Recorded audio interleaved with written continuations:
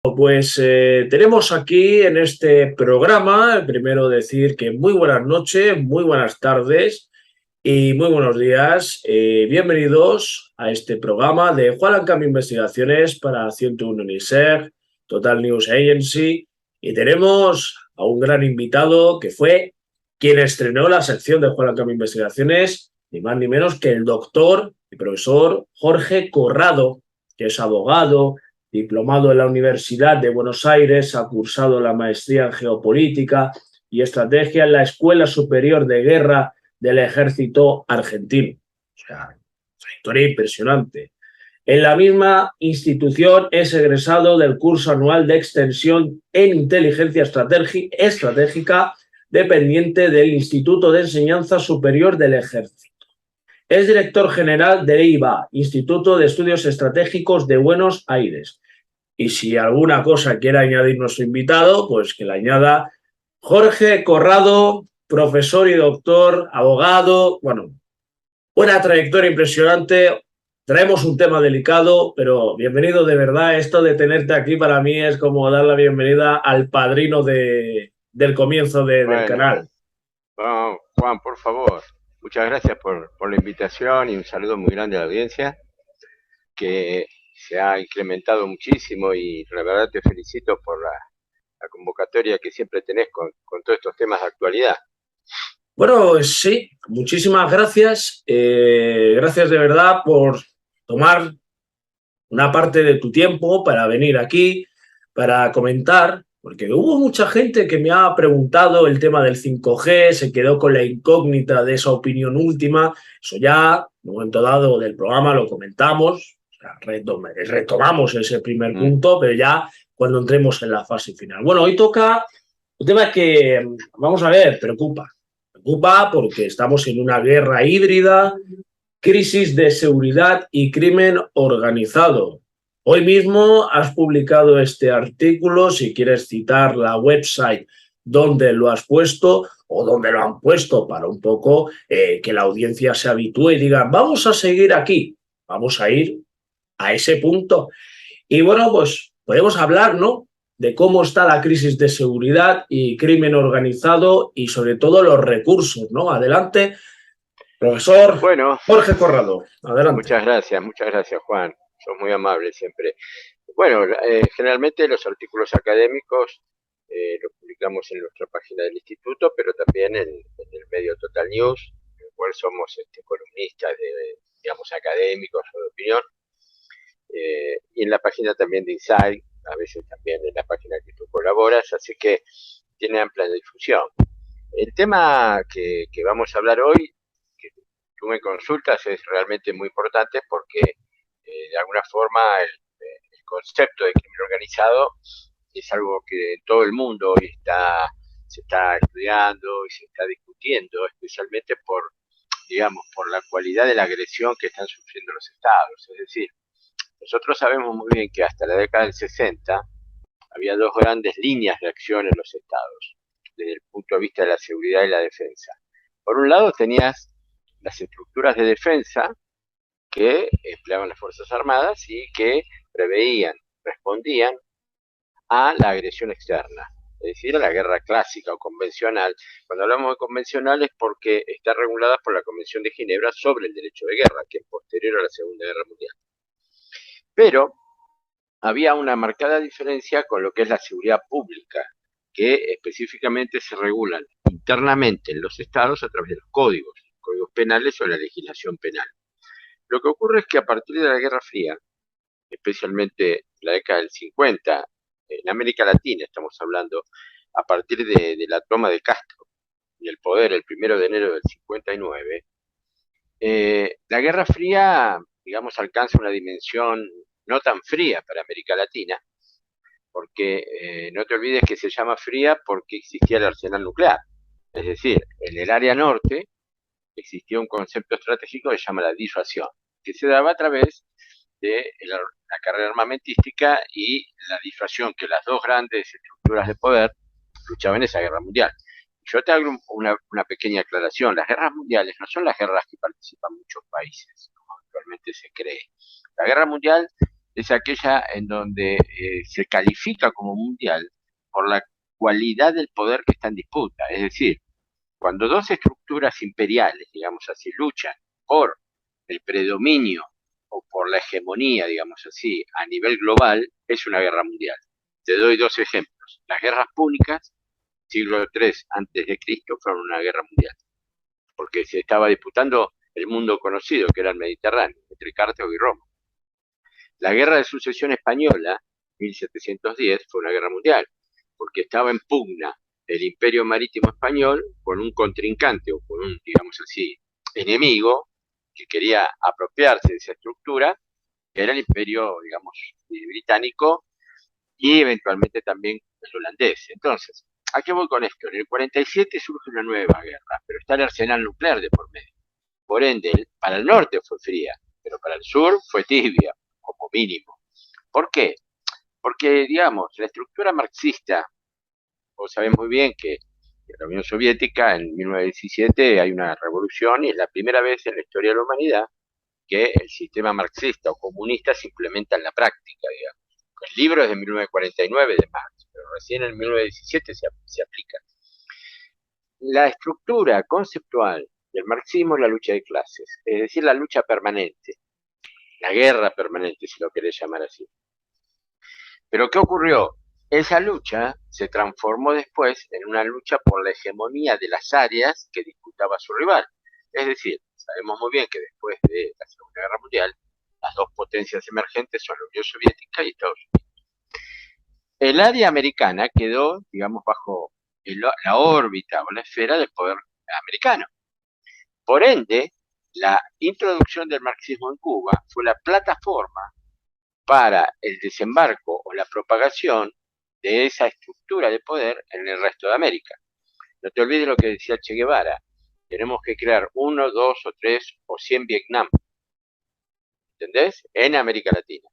Entonces, esa estructura se empieza a expandir a lo largo de la década del 60, pero hasta ese momento, estaba bien marcada la diferencia entre la seguridad pública, es decir, por ejemplo, un robo, una estafa, un grupo de delincuentes que roban un banco, y lo que era la agresión militar, estratégica.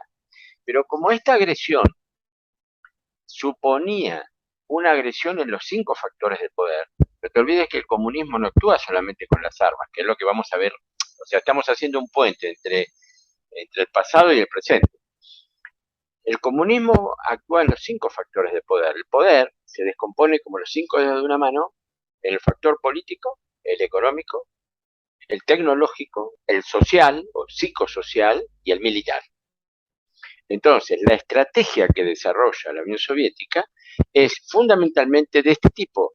Es decir, es militar, pero no en su totalidad, sino que, digamos, se mete en la sociedad como una estructura cultural digamos, de desmembramiento de los valores culturales. Por eso se une el libro de Marx con el libro de Gramsci. Gramsci, lo hemos hablado ya, un autor italiano, presidente del Partido Comunista Italiano, que escribe los cuadernos de la cárcel porque estuvo detenido por Mussolini en la década del 20 y del 30, y él habla ahí de la guerra cultural. Es decir, socavar los cimientos del poder, pero no a través de la guerra armada, sino a través de la contracultura, desestructurar los valores centrales de una sociedad. Las dos maniobras se juntan en la década del 60 y comienzan a desarrollar una guerra interna en los estados, a los cuales los agarra totalmente desprevenidos. ¿Por qué? Porque todos los estados estaban preparados para la guerra convencional, pero no para una guerra interna. Entonces, ¿qué ocurrió? Muchos estados actuaron sin ley, algunos actuaron a medias, otros actuaron de mejor forma, pero el abanico se amplió, el espectro del conflicto se amplió. Ahora, ¿qué ocurre? Cuando cae el muro de Berlín, en el año 89-91, todas esas estructuras, algunas fueron derrotadas por las estructuras de gobierno de los distintos países, pero otras permanecieron. Por ejemplo, la FARC, Sendero Luminoso, el ELN, es decir, estructuras que originariamente eran grupos guerrilleros revolucionarios, Castro guevaristas, digamos así, pero que al acabarse el financiamiento de la Unión Soviética, precisamente se encuentran en áreas donde hay producción de estupefacientes, especialmente la cocaína. Entonces ahí comienza a imbricarse y comienza a autoabastecerse de recursos, ¿m?, con el tema del narcotráfico. Y surge a lo largo del tiempo lo que nosotros llamamos como amenaza estratégica, que es el narcoterrorismo, es decir, la unión de los grupos, de remanentes, grupos guerrilleros que quedaron de la Guerra Fría, con las estructuras narcotraficantes. Ahora, el crimen organizado es una gran estructura mundial que abarca las amenazas más importantes que las sociedades tienen hoy. Por ejemplo, terrorismo, narcotráfico, tráfico de personas, tráfico de órganos, el ciberterrorismo, los ciberataques. Entonces nos encontramos con lo que en teoría hoy se llaman las nuevas amenazas a la seguridad. ¿Pero por qué nuevas? Porque se potencia con la etapa civilizatoria que vive la humanidad. Te doy un ejemplo. La humanidad vivió tres grandes etapas civilizatorias, es decir, de manejo de poder. Hasta 1780, el poder lo retenía quien tenía los territorios. ¿Por qué? Porque ahí estaban los recursos naturales, el oro, la plata, y quien dominara esos territorios tenía el poder, podía manejar las voluntades. Cuando se surge la revolución industrial en Inglaterra, por el descubrimiento de la máquina al vapor, en el siglo XIX y hasta la Segunda Guerra Mundial, hasta las bombas atómicas, ¿quién tenía el poder en el mundo? Los estados industriales, los que tenían la tecnología industrial. Por ejemplo, Inglaterra, Estados Unidos, Alemania, la Rusia de los Zares, Japón, no los que tenían las tierras, pues los que tenían la tierra eran proveedores de materias primas, pero el poder lo tenía el que tenía la tecnología y la industria. Pero ¿qué ocurre? En el año 45 surgen las bombas por un lado, que para mí es el máximo desarrollo industrial, de tecnología industrial, y precisamente en esos años se crea la computadora. Entonces, para mí, ingresamos en esta etapa de la civilización, que es la etapa del conocimiento, de la tecnología del conocimiento. ¿Quién tiene el poder hoy en el mundo? Aquellos países que pueden manejar la tecnología de la información. No ya los que tienen los recursos naturales, no ya los que tienen la industria, como China. Si no tenés tecnología, no sos poderoso. Por eso a la vanguardia del mundo sigue estando Estados Unidos, Japón, Alemania y algunos países tecnológicos. China todavía le falta. Para alcanzar ese rango, lo está tratando de conseguir, pero le falta la tecnología y, digamos, la energía. O sea, China no es un país con grandes recursos energéticos, lo está tratando de conseguir, pero todavía no lo es. Y militarmente todavía no puede empardar o igualar a Estados Unidos. Entonces, nos encontramos en una etapa en donde los estados, que en general tienen estructuras férreas, anquilosadas, burocráticas, difíciles de modificar rápidamente, agredidos por estructuras nuevas. ¿Entendés? Entonces, ¿qué es lo que ocurre? Se confunde muchas veces el crimen organizado con el delito común. Por ejemplo, una banda de contrabandistas dice, es crimen organizado. ¿No? Mira, el crimen organizado tiene varias cualidades. Por ejemplo, es multinacional, transnacional, es decir, no opera solamente en un país. Por ejemplo, la cocaína que se consume en España o en Dinamarca proviene de Perú, o de Bolivia, o de Colombia. ¿Entendés? Es decir, y se lava quizás en un paraíso fiscal. Entonces, la característica es la transnacionalidad. Segundo, como característica el movimiento de mucho capital, mucho dinero, mucho capital. Porque son estructuras, digamos, como una empresa multinacional, pero ilegal, ¿no? Y el punto más importante para mí, que distingue al crimen organizado de cualquier otro delito, si quieres llamarlo así, es su capacidad de guerrear contra el Estado. Es decir, la estructura del crimen organizado tiene los 5 factores de poder que te acabo de mencionar. O sea, esos factores de poder es el poder real, no importa que sea legal o ilegal. Y viene desde los egipcios. O sea, los romanos también los tenían los 5. Te lo repito, el político, el económico, el social, el tecnológico y el militar, o sea, el de fuerza. El crimen organizado lo tiene. Entonces, esa es la cualidad esencial. Porque un grupo de crimen organizado, si el Estado se contrapone, es capaz de hacerle la guerra. Puede guerrear contra el Estado. La explicación que estás dando es muy importante, es decir, yendo al hecho sobre la descripción del llamado crimen organizado. Hemos tenido, y esto está en la historia, etapas que el crimen organizado era más que un gobierno. Y digo esto porque habían países que negociaban con el crimen organizado en un tratado de paz. Y esto lo hemos visto y lo puedes confirmar tú, Jorge, que has vivido a lo largo de la historia esas etapas. Te voy a poner un ejemplo, pues, por ejemplo, Colombia, ¿no? Lo has mencionado. Pues, por ejemplo, teníamos a un personaje llamado Pablo Escobar Gaviria, que este señor llegó a ser diputado. Y es un caso totalmente extraordinario, y digo extraordinario, de cómo él llegaba a las masas. Y aquello fue un peligro. O sea, siempre se ha dicho que el fin de Pablo Escobar fue entrar en política. No es que lo diga yo, porque soy un ignorante en el caso sobre el tema de terrorismo y narcotráfico en Colombia. ¿Por qué? Porque eso sabe más otra gente que tiene más conocimiento interno.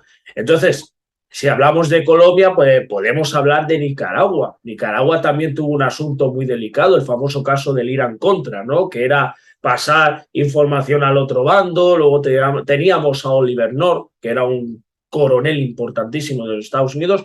Pero bueno, no es que quiera mencionar esto como crimen organizado, aunque se ha considerado también incluso un caso de traición a un bando y al otro bando.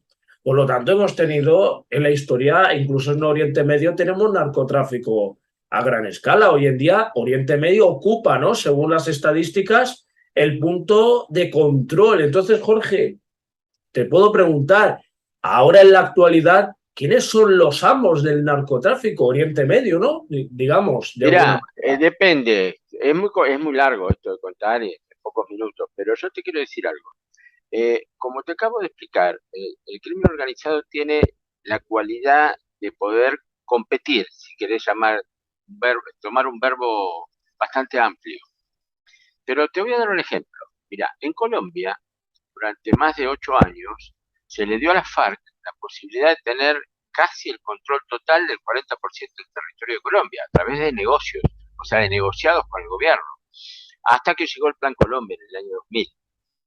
En México, por ejemplo, recién la semana pasada me mandaron un informe, desde el año 2006 hasta hoy han muerto 320.000 personas por motivo del crimen organizado. Es decir, imagínate, 6 veces más o 5 veces más de los muertos que tuvo Estados Unidos en Vietnam en 15 años de guerra, que fueron 59.000. Pero en México, casi 300.000 personas muertas, ¿entre qué? Militares, policías, gendarmes, políticos, ciudadanos, jueces, diputados, personas comunes que viven en un lugar determinado, civiles, secuestrados, etcétera. Ahora, yo te pregunto, ¿qué ejército invadió México? Ninguno, ninguno. Es decir, es un tema de descomposición del Estado. ¿Entendés? Entonces, vos hablaste de Escobar Gaviria. Por ejemplo, Escobar Gaviria, ustedes saben, iba a la selva y te preguntaba a los campesinos qué necesitan, un hospital. Bueno, yo se los hago. Necesitamos esto, yo se los hago, está bien, pero ustedes a partir de ahora trabajan para mí. Fíjate que ahí se invierte la relación de, digamos así, de respeto hacia el gobierno. Es decir, se quiebra la verticalidad que existe, porque sabés que nosotros vivimos en una república en la cual la soberanía la tiene el ciudadano y delega una parte de ese poder al gobernante para que administre la cosa pública, ¿está bien?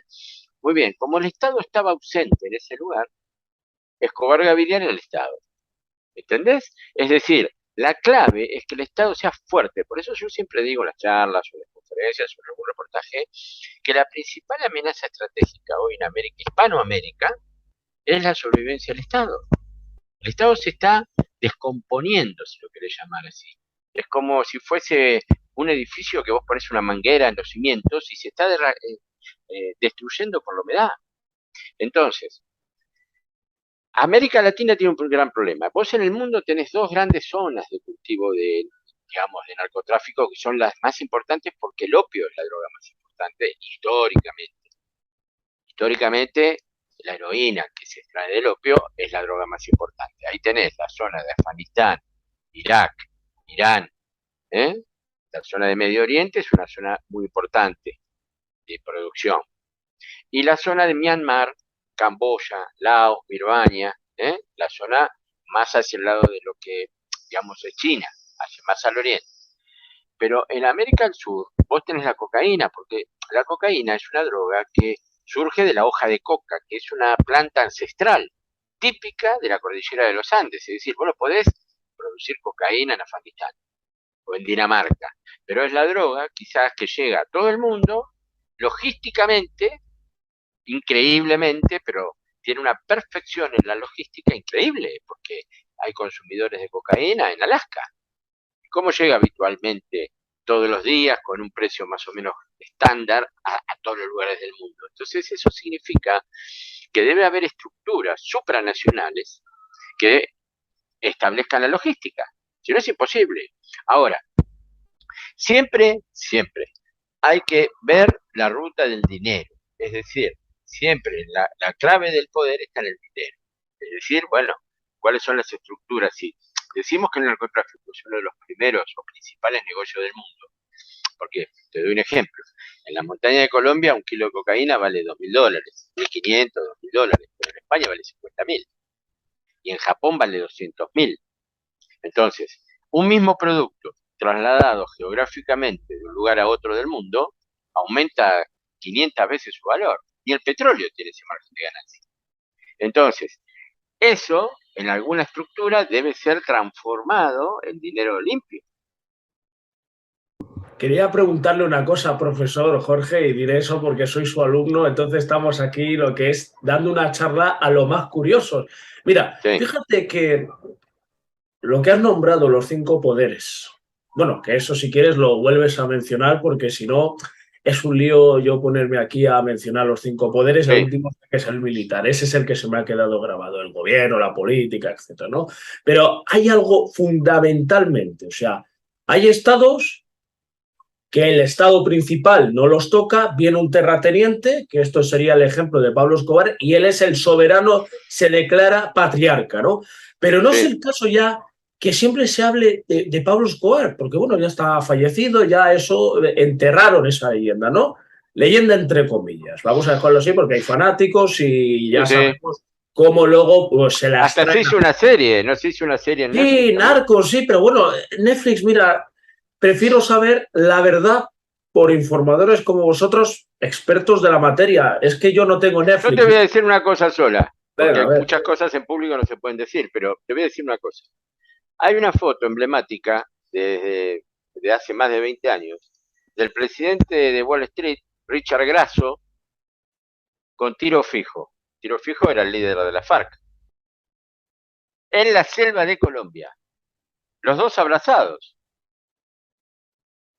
¡Hostia! Te lo dejo ahí. Te pongo un punto. Sí. Escúchame, te pongo un punto y a pocas palabras vas a poner entendedor. Bueno, eso ya que la gente busque esa información del de Wall Street con el de las FARC, pero crimen organizado y sobre todo crisis de seguridad, es decir, los estados se están quebrando, porque exacto. Mira, hay una cosa y es un hecho de razón única. Crisis de seguridad es un chantaje al Estado, porque hay grupos que chantajean al Estado. Te voy a poner un ejemplo, no voy a nombrar lo que es, pero te voy a poner ese ejemplo que le he puesto a la gente que ignora esa causa. Cuando ha habido un terrorismo en un dicho país, los presidentes de esas naciones han hecho cosas raras después. Es decir, han tomado acciones favoreciendo a los que han atentado en la nación que no es suya.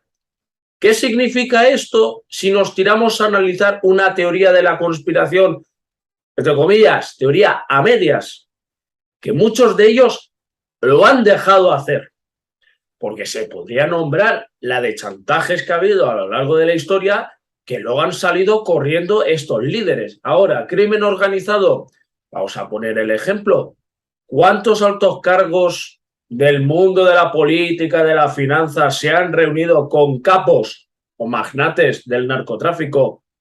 Dame droga o te dejo aquí un punto estratégico. O sea, una zona portuaria donde está la ley de almirantazgo para que no te detengan o que venga una banderita de Arabia Saudí y pasan la droga al barco.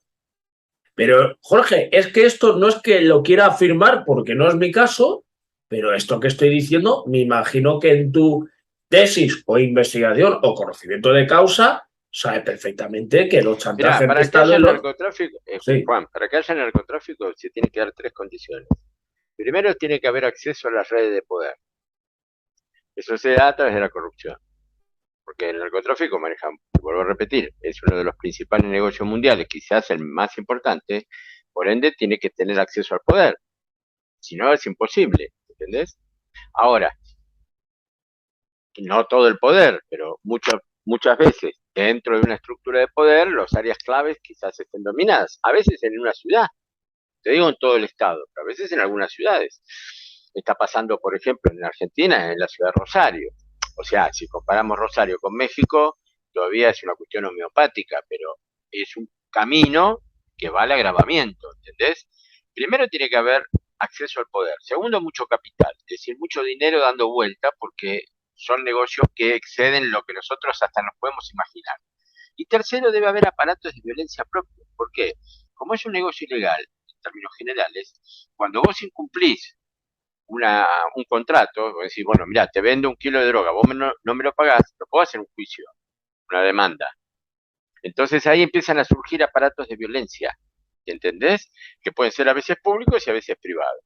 Entonces, vos hablaste de la crisis de seguridad. ¿Por qué el crimen organizado afecta tanto a los estados? Y los destruye, los implosiona, como México. ¿Por qué? Porque hay una confusión conceptual académica. Se cree que el crimen organizado puede ser manejado por las policías. Y eso es un error. El crimen organizado debe haber, los estados deben tener un sistema de seguridad nacional o una estrategia de seguridad nacional que involucre a todos los poderes del Estado. ¿Entendés? Por ejemplo, en Argentina se cometió un error a nuestro criterio garrafal, que fue sacar a las Fuerzas Armadas de la planificación del Estado. Es decir, para cuestiones internas. Ahora, el tema es este, Juan. Las nuevas amenazas y el crimen organizado ya no es más interno o externo. Yo te hago una pregunta. ¿La pandemia es interna o externa? Es todo al mismo tiempo. ¿Entendés? Porque hoy el mundo está globalizado. Mirá, yo estoy en Argentina, vos estás en España. ¿Entendés? sí. Estamos online, estamos en tiempo real. Entonces, las amenazas, vos imaginate, si yo soy un líder de un grupo terrorista, aprieto un botón acá y vuela una torre en París. Claro. Entonces, ya no, la cuestión geográfica era propia de la Guerra Fría o previa a la Guerra Fría. Sí, previa y en ese momento Guerra Fría, que bajo el punto de vista, y eso coinciden los expertos geopolíticos y de estrategia militar, no ha acabado. No ha acabado, pero Jorge. Exacto, pero Sí, ¿sabés qué pasa? Que las nuevas amenazas y esto del crimen organizado ya excede, vos imaginate. 1 kilo de droga de Colombia llega a Argentina en menos de 48 horas. Al otro día está en el puerto de Buenos Aires. En 24 horas más está en un vuelo que va a Brasil. Después se embarca y a una semana está en África. Y sí. volvió, se vendió en Europa y al mes volvió ese dinero y se hizo un edificio. Ahora yo te pregunto, ¿eso es interno o externo? Es todo al mismo tiempo. Entonces, ¿qué es lo que hay que hacer? ¿Y cuál fue el error de los estados, especialmente en Iberoamérica? Fundamentalmente por una falta de capacitación, por un punto. Y segundo punto, por una cuestión ideológica, de sacar a las Fuerzas Armadas de la planificación. ¿Entendés? Sacarlas, como sacarlas del Estado, como que no existen. Entonces se les dieron a las policías la responsabilidad de prever y de resolver lo que nosotros llamamos amenaza estratégica al Estado. Es decir, el crimen organizado no es un delito del Código Penal, excede el Código Penal, está más arriba, ¿entendés? Entonces debe ser manejado por una estructura que incluya las Fuerzas Armadas, incluya la seguridad regional como primer punto. ¿Por qué? Porque si la amenaza es transnacional y la cocaína viene de la montaña de Colombia, nosotros tenemos que tener un acuerdo en América del Sur de seguridad y defensa colectivo, como tiene Europa, por ejemplo, con la OTAN. porque hay una amenaza que es transnacional y es común a todos los países. Eso no existe. Entonces, cada país trata de regular per se, ¿está bien? Pero es imposible hacerlo per se, porque además, las únicas personas o los únicos que se dedicaron toda su vida al planeamiento son las estructuras militares. ¿Entendés? Las policías no pueden planificar esto, porque esto es muy complejo. Es demasiado, es como si vos a Sí, un médico de guardia de un hospital le das para que opere una válvula cardíaca. No es que tenga mala fe, pero dada la complejidad de esa operación, no lo puede hacer un médico de guardia de un por hospital. supuesto. Entonces, ¿qué pasó? Durante 20 años, estas amenazas se introdujeron en América Latina, en la sociedad, en el sistema político, han corrompido las estructuras estatales, los 5 factores de poder fueron minándose y hoy nos encontramos con que el tumor se ha expandido. Entonces a vos te empieza a explotar el delito común. Fíjate, es como, ¿viste el COVID? Te Sí, ingresó, te ingresó el virus. Al principio no tenés fiebre, pero a los 4 o 5 días comenzás con síntomas. ¿Está bien? Y empieza la fiebre. Bueno, esto empezó en América Latina hace 20 años, 30 años. Como no tuvo contención, hoy empieza a salir la destrucción dentro de las sociedades, porque hay otro efecto colateral. El marxismo residual, los grupos, digamos, marxistas, partidos políticos y grupos guerrilleros entroncaron en una misma línea a partir del Foro de San Pablo de 1990 y se empezaron a absorber recursos de algunas cuestiones de crimen organizado. Y entonces empiezan a socavar las estructuras constitucionales de los distintos países. Y hoy fíjate que a través de la opinión pública, a través del manejo de los medios de comunicación y a través de una campaña muy bien estudiada de subversión cultural, que empezó hace 20 años, hoy prácticamente América Latina está en manos de regímenes castro comunistas chavistas, si querés llamarlo así. Pero no lo hicieron a través de una revolución armada, como era en la década del 60. Lo hicieron utilizando una estrategia ¿eh? híbrida, como vos nombraste muy bien, de implementar factores de fuerza con factores políticos. ¿Ves? Los 5 factores siempre hay que tenerlos en cuenta. Yo como profesor de estrategia es algo clave. Es como una caja de cambio, que vos tenés 5 marchas. Político, económico, social, muy importante, el manejo de las masas por la información. Tecnológico, porque todo se hace por los medios de comunicación electrónicos, y el factor de fuerza. Pero el factor de fuerza ya no son ejércitos revolucionarios, son activistas, ¿entendés? Que prenden fuego un micro, que toman una plaza, que te ocupan un territorio, que cortan una calle, que te perturban una universidad. Es decir, la perturbación para poder descolocar al poder. Y hay un término clave, se llama feudalizar el poder. ¿Te acordás lo que era el feudalismo? sí, Eran sí, sí. estructuras autónomas de poder. Exacto. ¿Cuál es el objetivo del crimen organizado? Yo te diría, en algunos casos, no tomar el poder, como era la guerra revolucionaria, sino condicionarlo, cooptarlo y paralizarlo, pero que trabaje para mí, porque es más económico. Ahora, en algunos casos, la maniobra es tan inteligente y tan bien desarrollada que han tomado el poder. Te doy el caso de Chile, te doy el caso de Colombia. Bueno, Maduro, ya desde hace unos años, desde hace 20 años con Chávez, es el nexo con Cuba y con el manejo de todo esto que estamos hablando. Porque de ahí salen las estructuras de pensamiento para las revoluciones actuales. Que te vuelvo a repetir, ya no son armadas. Exacto.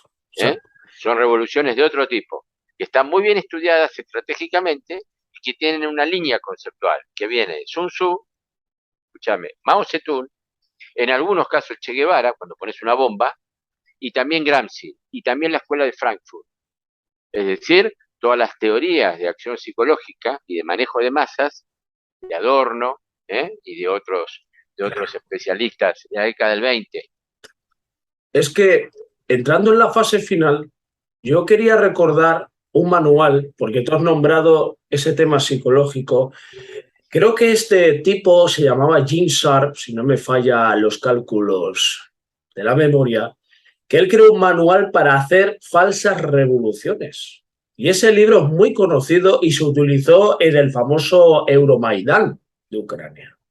¿vale? Ese libro era un tipo, si mal no me falla la información, que lo escribió, sí, porque se inspiró, y luego ese manual lo han usado las guerrillas europeas, los vandálicos, los separatistas. Digo separatistas porque hay varias facciones del separatismo. Unos son Claro, nacionalistas, ¿vale? Y digo nacionalistas que son los que quieren tener un Estado independiente, pero siendo soberanos. Pero hay otro tipo de separatismo que lo maneja el llamado Deep State, Estado profundo, porque son mafias oligarcas. Esas claro. oligarquías manejan el planeta Tierra desde hace milenios. ¿Vale? Entonces, Jorge, es lo mismo que dijimos en el otro momento del programa anterior, para concluir, el 5G. Dicen que el 5G es un arma Claro. criminal. No lo. Mira, Sí, yo venga. te voy a decir lo siguiente. Clausewitz, que es el teórico, uno de los filósofos de la guerra más importantes, no olvides que escribió 11 tomos en 1833, el último no se publicó porque falleció. Él decía, el fin de la guerra es quebrar la voluntad de resistencia de mi enemigo, porque hay un conflicto, es decir, yo quiero, por ejemplo, esta computadora y vos también la querés. Entonces entramos primero en una negociación y después, si se quiebra la negociación, entramos en la fuerza y en la sangre. Yo siempre digo que la guerra es la política con sangre, pero es político el tema. La guerra es un hecho político, sociopolítico, no militar. ¿Por qué? Porque pensá que hoy, con los medios de comunicación, ese quiebre de voluntad del otro, yo lo hago con la información. ¿Entendés? No necesito dispararle un tiro. Si yo lo bombardeo con una determinada información durante un cierto periodo de tiempo, esa persona va a compartir mi objetivo, por lo tanto yo no hay más conflicto. ¿Entendés? Porque antes, ¿qué pasaba? Vos te negabas a darme un territorio, ¿está bien? Entonces primero negociábamos, vos me decías no, no te lo doy. Bueno, entonces te invado. Mato una determinada cantidad de gente y vos te vas a rendir hasta que la sangre pueda soportarla. Cuando llega al nivel de sangre, hasta acá peleo o me rindo. Muy bien, ahí quebrás la voluntad, ¿ves? Muy bien. Pero hoy, con una maniobra lenta a través de los medios de comunicación, yo hago que esa tierra vos me la regales a mí. No hace falta que yo tire un tiro. Te cambio la percepción de tu valoración. Por eso es tan importante la cultura. Y por eso la maniobra de la subversión cultural es mucho más importante que la subversión armada. ¿Entendés? Porque es más profunda y es ¿cómo explicarte? Más sutil y se entronca con lo que decía Sun Tzu. El arte de la estrategia es ganar sin sangre, Así es. ¿entendés? Entonces vos fíjate que los gobiernos en América Latina, paradójicamente, con constituciones liberales, con constituciones democráticas, republicanas, se están yendo hacia un castrocomunismo. Es un absurdo. Es decir, vos le preguntás a la gente y, y está como anestesiada. ¿Entendés? Y Claro, esa anestesia es lo que yo te digo, que la semilla que se sembró hace 30 años, hoy está floreciendo. así es. Fue una maniobra muy lenta. Primero, destruir la familia con el narcotráfico, porque el narcotráfico tiene dos variables.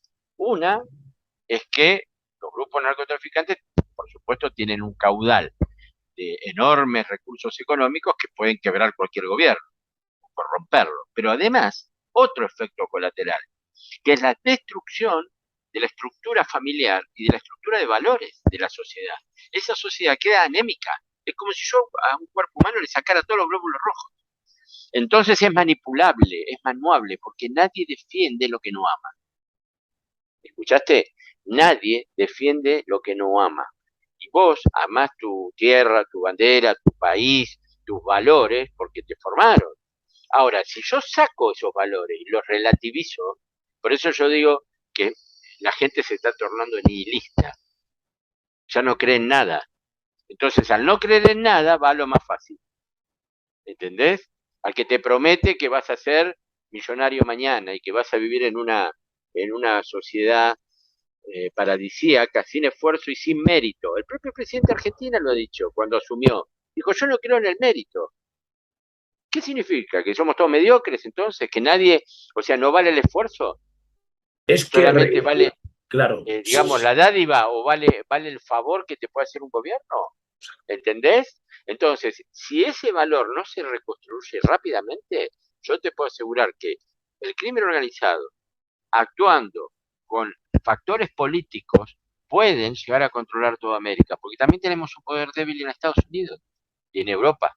Es decir, Occidente, en términos generales, está muy débil, ¿entendés? Y está siendo penetrado por esta maniobra, que es muy sutil y es muy inteligente. Se necesita mucha materia gris para esto, ¿entendés? Y bueno, y vemos que los gobiernos y las universidades no están adecuadas, los institutos no están adecuados, ¿entendés? Entonces tenés familias desestructuradas, sin valor, personas que son nihilistas, que no creen en nada, sociedades que van hacia la corrupción, hacia el dinero fácil, y territorios muy importantes en recursos, que otros países necesitan, ¿entendés? Entonces es como una pinza que se va cerrando y estamos quedando atrapados sin darnos cuenta, porque lo peor es cuando uno no se da cuenta de la maniobra, porque cuando uno se da cuenta trata de luchar o trata de defender lo que tiene, ¿entendés? Pero las sociedades están como anestesiadas, Juan, y ese es el gran problema. A El, España le ha pasado también. es un virus.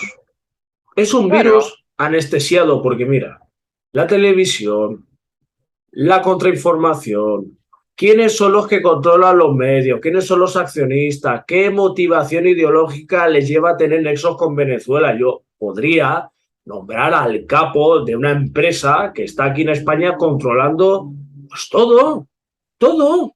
¿Y qué han hecho? Nada, tal canal de la gente robamos y metemos fondos para odiar la otra facción, que eso es lo claro, que ellos tienen un plan oculto y se llama federalizar Europa. claro. Y con eso quiero concluir esta información. Cuando quieren federalizar, que es parecido a como se puede decir balcanizarlo, Sí. Lo que yo es te decía, feudalizar. exacto, es lo mismo, aunque cambie el término, pero es lo mismo. Sí, Entonces, por eso Jim Sapp sacó ese informe o ese manual para hacer barricadas y lo han utilizado gente inexperta. Por eso también es importante que esta información de este programa pues, llegue a la gente y por eso te quiero dar las gracias por echarle, como no, por podríamos favor. decir, narices, porque esto es jugársela. O sea, tú tienes una gran reputación, muchos años informando, dando charlas, clases, instruyendo a gente que necesita aprender. Y para mí es, por decirlo así, es un placer escuchar a un maestro de la materia como es tema bélico, alguien que valora la provida, la soberanía, porque eso, mira, dentro de lo que cabe me quedo con eso. No Claro. hace falta ¿Sabes qué estar de pasa, Juan? acuerdo con todo, pero Son los bueno. valores que nos formaron. ¿Entendés? Los países fueron grandes en general, te digo España como algunos de Iberoamérica, cuando se reafirmaron en sus valores, porque cuando vos tenés identidad, tenés valores, sos creíble y sos confiable, quiere decir que tenés crédito, ¿entendés? Entonces, cuando vos no tenés esos valores, no tenés crédito, nadie, sos un pari en el mundo. ¿Y quién va a invertir? Vos decís, bueno, mira, en España no hay trabajo, porque no hay inversión, porque no, ¿quién va a poner una fábrica cuando no es confiable el gobierno? ¿Entendés? Es decir, mira, cuando vos no tenés identidad es como una hoja de un árbol que se desprendió del árbol y no sabe de qué árbol es. ¿Entendés? Sí, además se entiende perfectamente. Hay una desconfianza total, Jorge.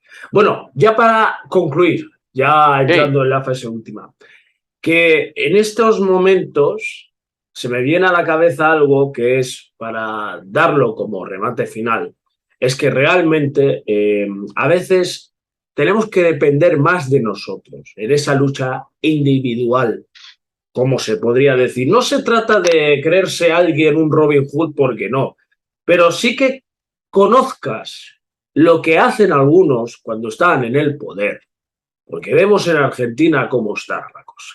La cosa en Argentina está de madre, perdóname la expresión, decían en las noticias, ¿no? Es que alguien, ¿no? Alguien con una pistola y raramente lo detienen. Yo te digo, si me preguntaras a mí qué creo que ha podido pasar, es que ha sido para crear una ley política.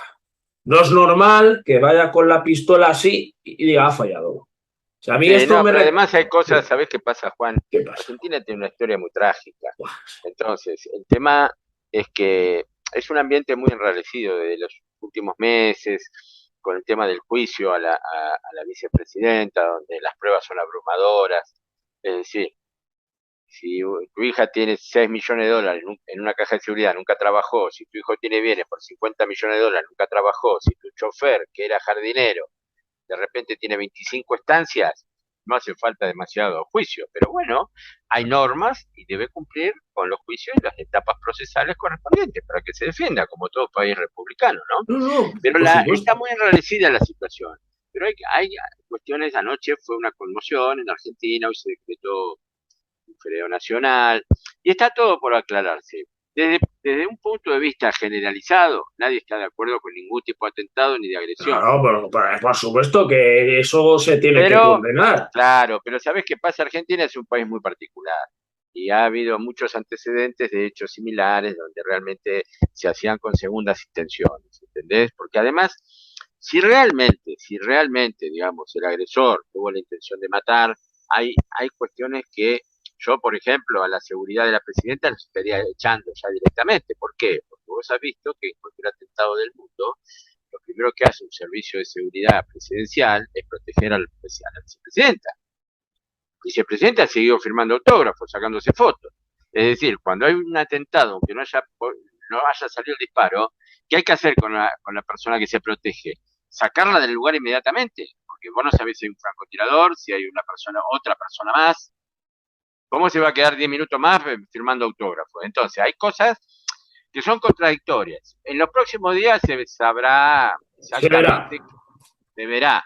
Pero ¿sabes qué pasa? Volvemos a lo mismo. Es un país que lamentablemente la ideología lo ha destruido, la corrupción lo ha destruido, y es como un reguero de pólvora. Falta nada más que un fósforo. Claro. ¿Entendés? Lamentablemente, ¿no? Porque Argentina es un país con mucho recurso humano y mucho recurso natural, y realmente es una decadencia absoluta, y también por gobiernos que han aplicado recetas absolutamente, desde hace 20, 30 años, absolutamente contra natura, digamos así, ¿no? Donde no son proclives a la inversión, Exacto. ¿entendés? Entonces, por supuesto, hay pobreza. Si vos querés, mira, esto es fácil, si vos querés realmente hacer algo bien, tenés que imitar al que ganó, no al que perdió, Exacto, exacto. ¿no? Si Sí, vos sí, querés por armar un supuesto. buen equipo de fútbol, Hay ¿a quién que vas a imitar buscar? al ¿Al que Barcelona, al Real Madrid? al Real Madrid, ¿Está bien? lógico, un equipo No, ganador. no vas a buscar al último de la tabla. Entonces Argentina va a buscar la receta en Venezuela o en Cuba, que son países que han perdido, en países que la gente no puede comprar papel higiénico. En vez de decir, bueno, mira, ¿cómo funcionan en Suecia las cosas? No estoy hablando de las grandes potencias, países normales. Nueva Zelanda, ¿cómo funciona? No sé, en Noruega, ¿cómo funcionan las cosas? ¿Entendés? Sí. Entonces, ¿qué pasa? Entramos en una degradación de tipo moral. Y eso es lo peor. Por eso siempre digo que la crisis es cultural. De la cultura después se desprende lo económico, lo político, lo financiero, lo militar, lo de seguridad. Pues ¿Entendés? que, pues viendo desde este panorama, ahora sí que con este resumen despedimos el programa. De verdad que hablaremos de Argentina en el siguiente programa o planteamos una Bueno, nueva línea. cuando quiera, Profesor Juan. doctor Jorge Corrado, abogado, también director del Instituto de Estudios Estratégicos de Buenos Aires, un currículum impresionante, de verdad. Muchísimas gracias por No, por prestar tu favor, tiempo gracias. y Gracias, Juan. muchísimas gracias. No, por favor, gracias a vos por la amabilidad y la invitación, y un saludo a toda la audiencia. Muchas gracias. Nos vemos, amigos. Gracias por Nos ver vemos. Juan Cambio Investigaciones. Gracias a todos.